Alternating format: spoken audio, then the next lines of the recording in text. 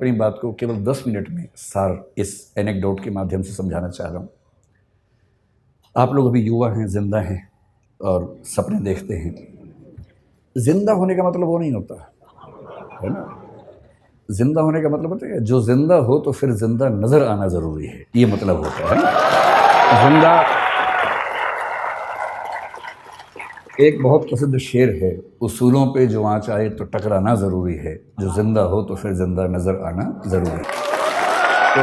तो मैं इसलिए कह रहा हूँ कि आप लोग ऊर्जा से लबरेज युवा हैं और अभी आपके सपने देखने की उम्र है। जिंदा तो बहुत लोग हैं, लेकिन कुछ लोग ज़िंदगी ढो रहे हैं, घिसट रहे हैं, और आप भरे हुए हैं ऊर्जा से। इस देश को नौकरी मांगने वालों से ज़्यादा नौकरी देने वालों की ज़रूरत है। और हम अपने 5000 साल के इतिहास में पहली बार उस दौर में हैं जहां स्टार्टअप करने वालों को इज्जत मिल रही है, वरना यहाँ इज्जत नहीं होती है। अभी जो सरकारें हैं हमारे पास, सेंटर में भी, कुछ स्टेट्स में भी, और किसी मामले में आप उनसे सहमत हों, असहमत हों, समर्थन करें, विरोध करें, इस मामले में तो आपको मानना पड़ेगा कि उन्होंने पहली बार स्टार्टअप करने को इज्जत वाला काम बना दिया है। और यदि ऐसा बना ही दिया है, और फिर श्रीराम कॉलेज ऑफ कॉमर्स के ग्रेजुएट्स जिन लोगों ने बिजनेस को इतना ध्यान से समझा है, उसकी बारीकियां समझी हैं, वो उसके बिना अगर वो भी नौकरी ढूंढते रहेंगे तो फिर देश कैसे आगे बढ़ेगा।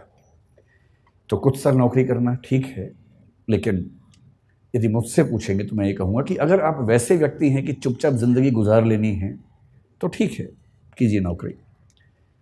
नौकरी करनी है, साथ में कुछ किताबें लिखनी है तो कीजिए नौकरी। पर यदि कुछ बड़ा सोचा है, अगर आप चाहते हैं कि आप इस देश और समाज को कुछ बड़ा योगदान दे सकें, तो सबसे अच्छा विकल्प है उद्यम। और उद्यम का मतलब केवल आर्थिक उद्यम नहीं होता है। उद्यम का मतलब है कि आप जोखिम लेने वाले व्यक्ति हैं, आप बहुत शांत व्यक्ति नहीं हैं। और जोखिम लेना कुदरत ने सिखाया, हमें प्रकृति ने सिखाया है। प्रकृति के विधान में सुरक्षा नहीं होती है, प्रकृति के विधान में जोखिम ही जोखिम है। वो तो हमने शहरों में, गाँवों में सुरक्षा डेवलप कर ली है, और थोड़ी बहुत सुरक्षा ज़िंदगी में रहे तो अच्छा भी लगता है।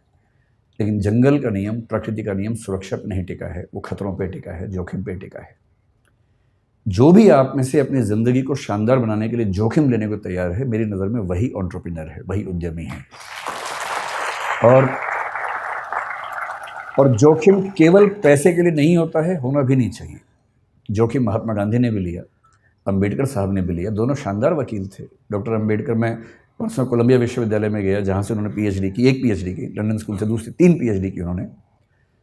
इन लोगों ने अपने अपने सफल करियर को दांव पर लगा के जोखिम लिया कि देश को एक अच्छा राजनीतिक और सामाजिक मंच मिल सके। ये सोशल एंटरप्राइज है, पॉलिटिकल एंटरप्राइज है। कबीरदास हों, गुरु नानक हों, या महात्मा बुद्ध हों, महावीर स्वामी हों, इन सब ने अपने अपने समाज को बेहतर बनाने के लिए अपनी जान को जोखिम में डाला। ये सब उद्यमी लोग हैं। कोई स्पिरिचुअल एंटरप्राइज करता है, कोई सोशल एंटरप्राइज करता है। आप बिजनेस एंटरप्राइज वाले लोग हैं, लेकिन मैं इतना ज़रूर कहूँगा कि बिजनेस में पैसा कमाना ज़रूरी है, क्योंकि वही आपको ज़िंदा रखेगा, वही आपके उद्यम को चला पाएगा। लेकिन कोई भी उद्यम जो सिर्फ पैसा कमाता है, वो समाज को फ़ायदा नहीं पहुँचाता है। और मैं एक बात अक्सर कहता हूँ, आखिरी बात आपसे वही कह रहा हूँ, कि अगर अपने जीवन को एक ठीक दिशा देनी है तो सिर्फ एक काम कीजिए। बहुत बुरा लगेगा, पर मुझे ये सलाह मेरे एक मित्र ने दी थी, मैं आपको दे देता हूँ। आज घर जाके अपनी ओबिचुअरी लिखिए। ओबिचुअरी का मतलब होता है किसी के मरने के बाद अखबार में जो छपता है उसके बारे में, कि दुख के साथ सूचित किया जाता है कि फला फला की मृत्यु इस तारीख को इस वजह से हो गई है। उसके बाद की 4 लाइनें आप अपने बारे में क्या चाहते हैं लिख लीजिए, उसे बनाइए विजन स्टेटमेंट। वो लाइनें कई तरह की हो सकती हैं। एक ये हो सकती है कि इस व्यक्ति ने जीवन में खूब पैसा कमाया, इसने गुटखा बनाने वाली कंपनी बनाई, इसने अरबों रुपए कमाए और इसकी वजह से कई लाख लोग कैंसर से मरे,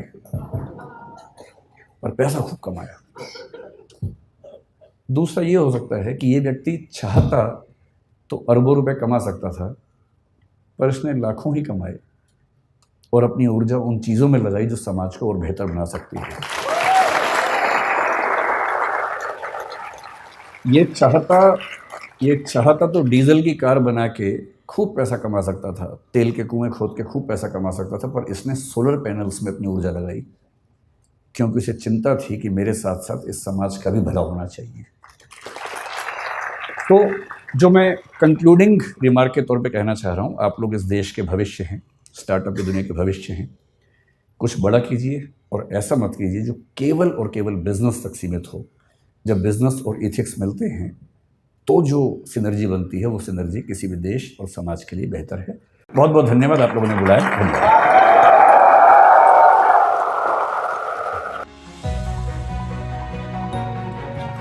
बहुत बहुत शुक्रिया सर हमारे साथ जुड़ने के लिए।